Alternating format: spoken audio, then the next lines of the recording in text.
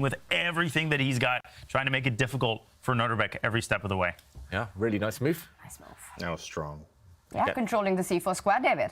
Yeah, you only find these moves that the top players play by thinking about what the opponent wants. The opponent clearly wanted bishop c4 next move, no matter what, so why not stop it? And now white can advance forward the pawn, kicking away the black knight, but this does create weaknesses. The further forward these pawns advance, the more weak they will become. So at least some counterplay, or at least some hope of counterplay here. Nodirbek, though, very standard from him by this point. Just finding all the best moves. He's going to use this square potentially to kick away the black knight. He's saying to black, OK, you have no logical moves, useful moves, so I'm going to play it slowly. And I think it looks good.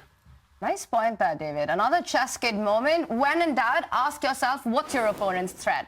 And that often is the path to finding the best move in this situation. Rook c1, it's still bad news for black, but Fabi holds it for some time. Bishop d3, activating that bishop. So now when the pawn jumps on e4, it will be defended. It will be guarded with that bishop. And white will go on to win the b4 pawn. But Fabi, again, keeping the threats going. Rook c3, are we expecting bishop e4? Knight f6?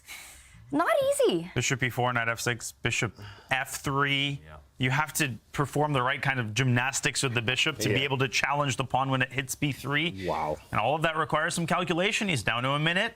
And knights are tricky pieces in time pressure. b3, bishop d1, you hit the pawn, you win the pawn. But black doesn't have to play b3. Black can still keep clinging to that pawn with his rook. Yeah, maybe let's just put this on the board while Abdusattorov thinks very quickly here.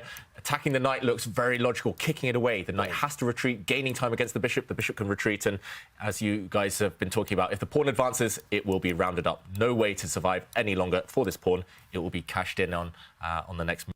And he's going straight for this line. OK, first he flicks in a nasty check, just asking the black king where it wants to go, keeping that king honest. I think he'll continue protecting the pawn next to it, so most likely slide back, and then he will drop back his bishop. This pawn is doomed long term.